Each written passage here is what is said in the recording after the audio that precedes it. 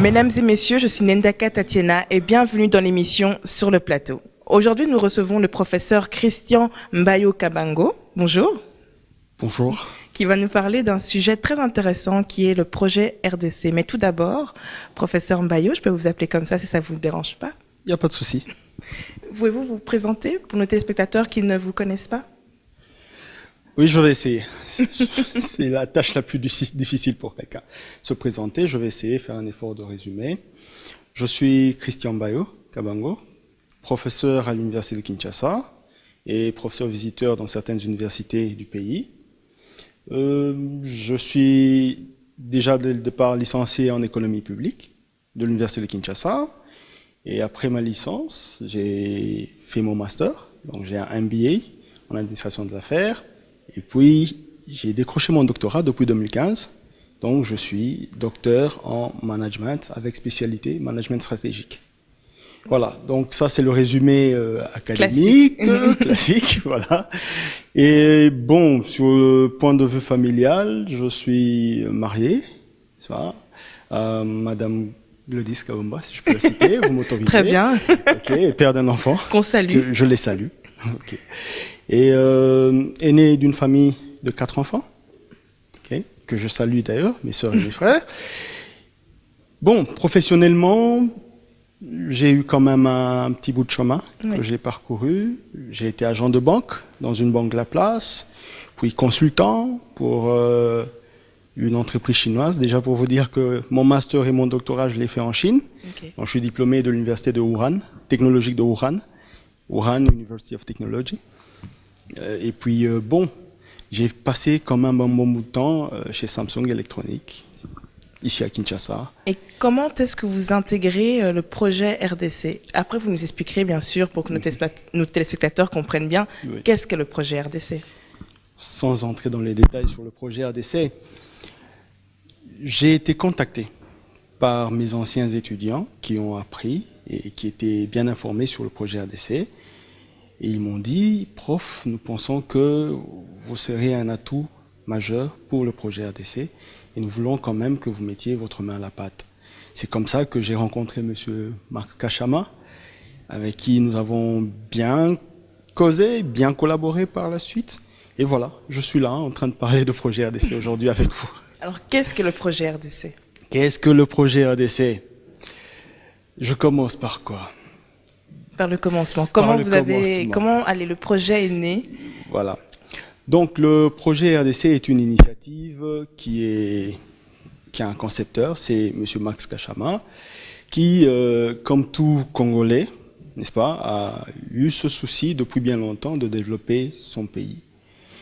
Se rendant compte, par contre, qu'il ne pouvait pas le faire seul, il se dit la meilleure manière, c'est d'amener tout le monde qui puisse apporter une touche selon les spécificités de chacun, selon les capacités de chacun, selon les compétences de chacun. Voilà pourquoi nous disons que le projet RDC, c'est un réseau de compétences. Un réseau de compétences qui permet la rencontre des différents besoins en termes de compétences, mais aussi la rencontre des différents besoins en termes d'investissement. Donc à la différence de beaucoup d'autres projets qui ont été faits, conçus dans ce pays, avec projet RDC, nous disponibilisons ou nous permettons à ceux qui ont des compétences quelconques, donc quelques matières que ce soit, ingénierie, langue, technologie, tout ce que vous voulez, à entrer en contact avec des projets ou avec des entreprises qui fonctionnent déjà et qui veulent bien avoir un renforcement de capacité, soit avoir un accompagnement particulier ou avoir des investisseurs. Donc, et quelle est la vision ou le but de ce projet à moyen et long terme? Comment vous voyez le projet RDC? Déjà, en termes de vision, c'est la relance de l'économie congolaise, sous une autre forme, bien sûr. Une relance participative, où tout le monde met sa main à la pâte, où tout le monde contribue avec ce qu'il peut apporter. C'est ça la vision de projet RDC. En fait, les Congolais sont disséminés un peu partout à travers le monde.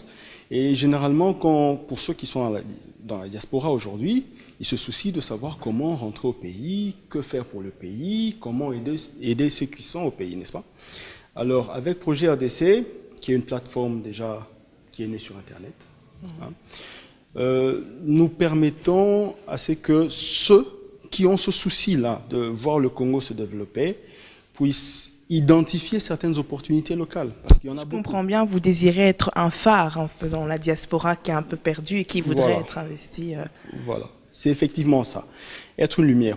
Pas la lumière, mais une lumière parmi tant d'autres, n'est-ce pas? Nous n'avons pas ce prestige de dire que nous faisons tout, non. Mais simplement, c'est un réseau et nous faisons du réseautage. Donc nous permettons à différentes personnes de se rencontrer et de faire vivre le Congo autrement. Et de quelle manière peut-on adhérer à ce projet? Déjà, en fait, ce que je veux dire, excusez-moi, je vais mieux formuler ma question, c'est est-ce qu'il y a une sélection pour les personnes parce que bon, je peux me sentir avoir certaines compétences, mais en réalité, peut-être que j'en ai pas.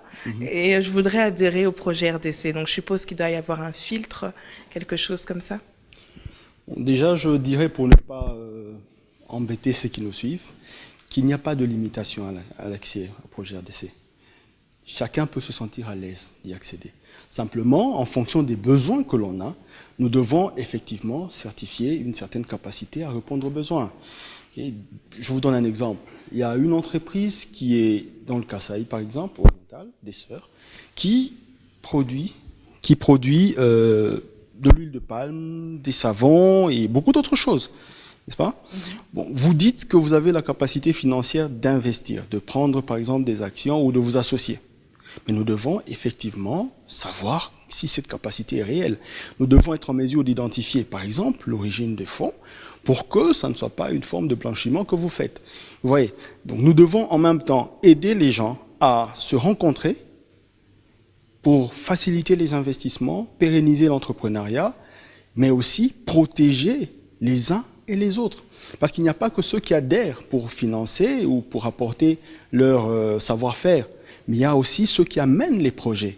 Tout le monde doit être protégé. Et nous, en tant que plateforme d'intermédiation, nous sommes là pour veiller à ce que la sécurité soit effectivement garantie. Si je comprends bien, c'est une structure qui s'autofinance. Oui. Ou bien comment faire pour, comment faites-vous pour survivre en fait, surtout en ce temps de pandémie qui a mis tout le monde à terre. Voilà, nous sommes africains, n'est-ce pas? Oui. Et nous avons des adages qui disent qu'un doigt seul ne peut pas laver ou une main ne peut pas laver tout le linge sale, n'est-ce pas?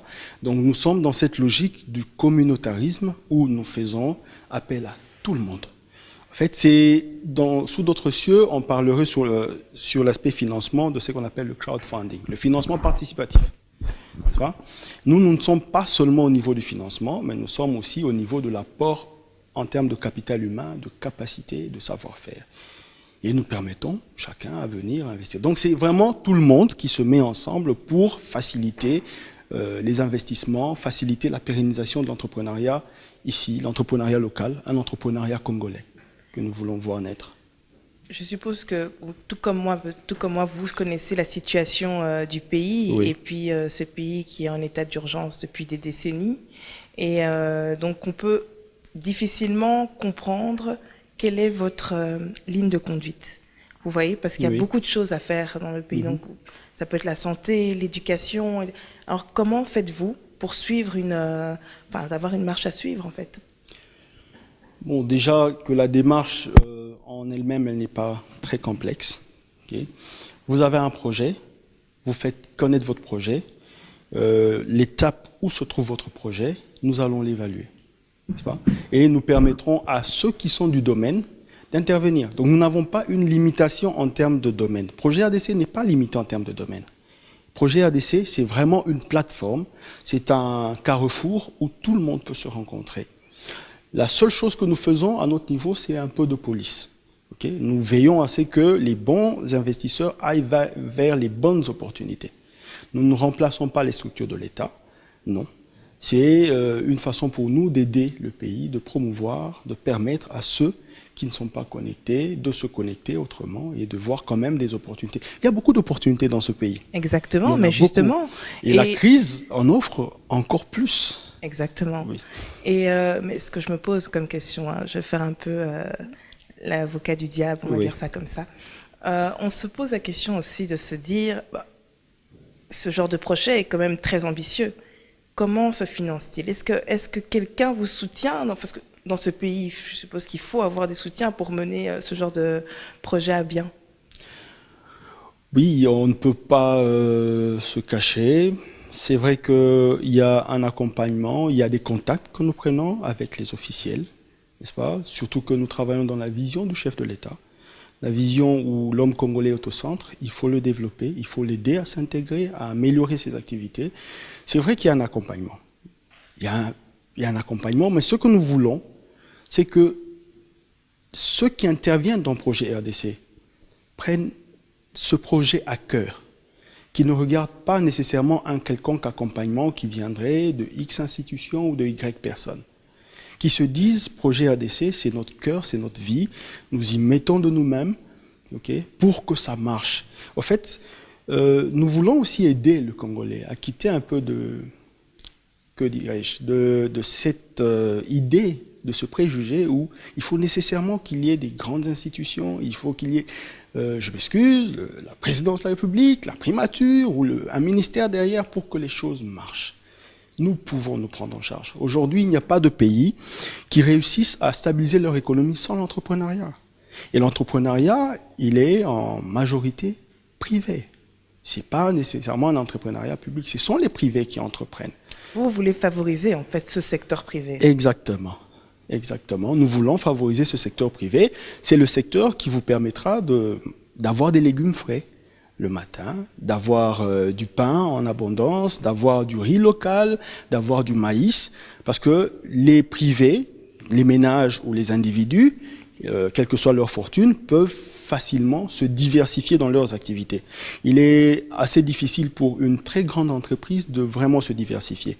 Par contre, les ménages, les ménages peuvent chacun œuvrer dans une activité comme une autre et permettre à ce que l'on puisse avoir ce ce dont on a besoin dans le pays. C'est possible. Très bien. Pour que nos téléspectateurs puissent s'édifier de quoi il s'agit, de quoi parle le projet RDC, je propose qu'on puisse visionner une petite partie de votre teaser. Merci. Il était une fois un grand pays au cœur de l'Afrique, le Congo. Un géant éléphant mis à genoux par de multiples guerres et mauvaise gestion de ses ressources. Ce Congo, plurimilliardaire en potentiel. Depuis quelques années, le géant se redresse et va à la conquête du monde des affaires grâce à son élite locale déterminée à relever le défi de l'émergence économique et sa grande diaspora décidée à investir au Congo. Sous le parrainage de la chargée de relations publiques de son Excellence, Félix Antoine Tshisekedi Tshilombo, président de la République, la plateforme en ligne Projet RDC vous aide à investir en RDC et permet de financer vos projets qui contribuent au développement de l'économie congolaise. Joignez-vous à distance à nos différents groupes d'investissement participatifs et devenez investisseur au Congo. Suivez l'évolution de votre argent à distance et en temps réel comme dans une bourse. Nous comptons sur vous pour investir dans la santé et les infrastructures sanitaires afin d'améliorer le soin de santé primaire. Investir dans l'éducation des enfants et de jeunes pour une main-d'œuvre qualifiée et compétente. Investir dans l'accès à l'eau potable, une eau pour tous, afin d'éviter de maladies hydriques. Investir dans l'élevage et l'agriculture industrielle pour l'autosuffisance alimentaire et lutter contre la faim. Le développement des infrastructures locales, telles que les routes, les bâtiments, les transports. La création d'emplois à travers les entreprises privées. De ce fait, nous faisons profiter de nos investissements au peuple congolais afin de le sortir de la pauvreté. Projet RDC vous fait découvrir des opportunités d'affaires et vous accompagne à travers ces réseaux congolais hors pair. Le projet RDC, agir, c'est investir son argent en sécurité dans le domaine le plus fructueux en RDC. Venez à notre rencontre sur www.projetrdc.com.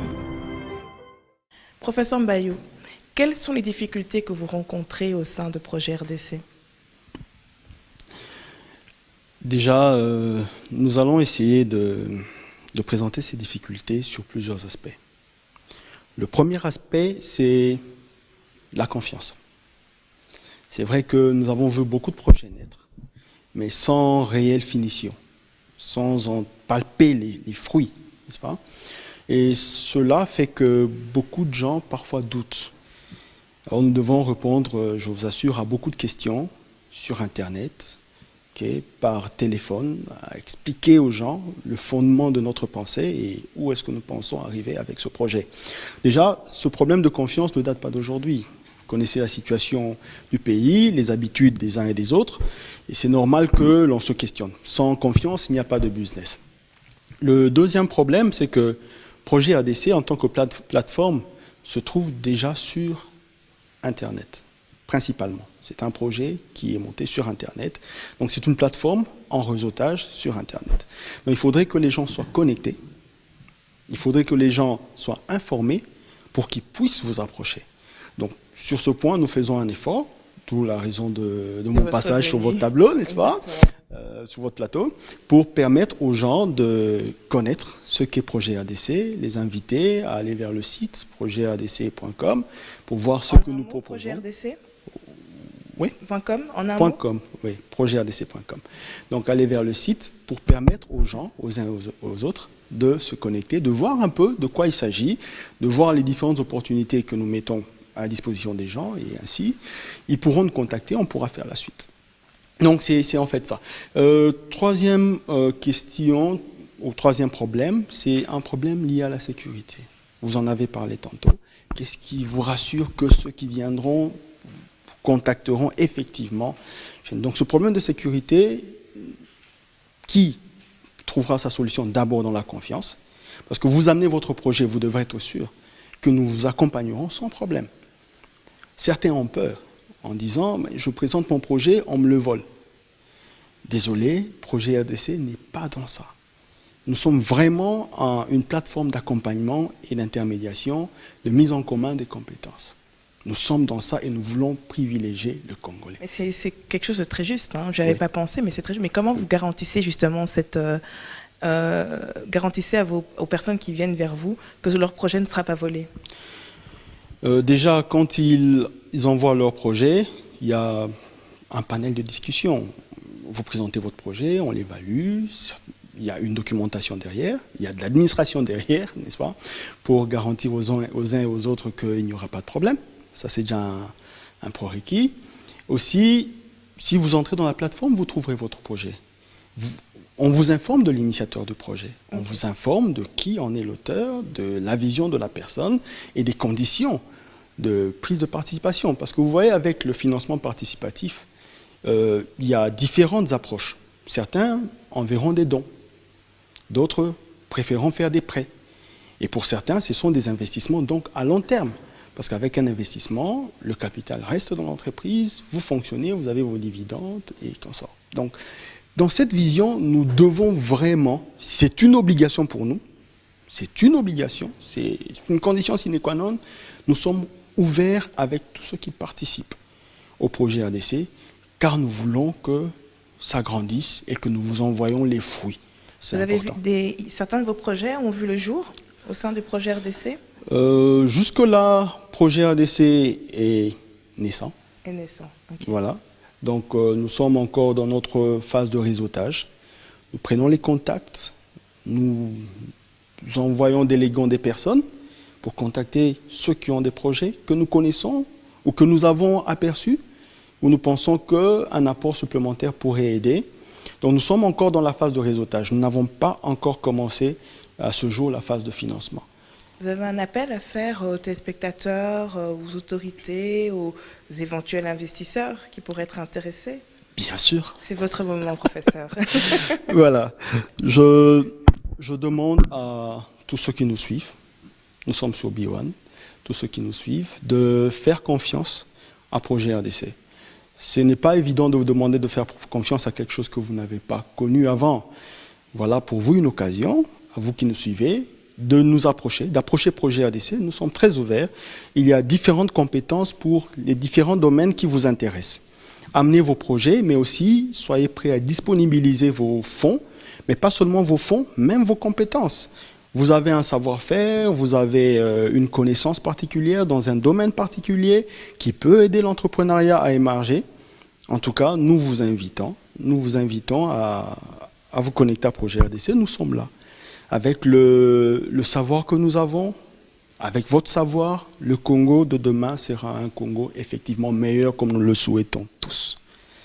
Chers téléspectateurs, en tout cas, c'est un projet louable et que je suis fière de mettre en avant aujourd'hui. Et d'ailleurs, qui me fait penser à la citation qui dit que seul, on va plus vite, mais ensemble, on va plus loin. Je pense que c'est vraiment l'essence de votre projet. Exactement. En tout cas, professeur Mbayo, je vous remercie, vous félicite pour votre initiative et merci pour votre venue dans notre émission sur le plateau. Merci, Madame Tatiana.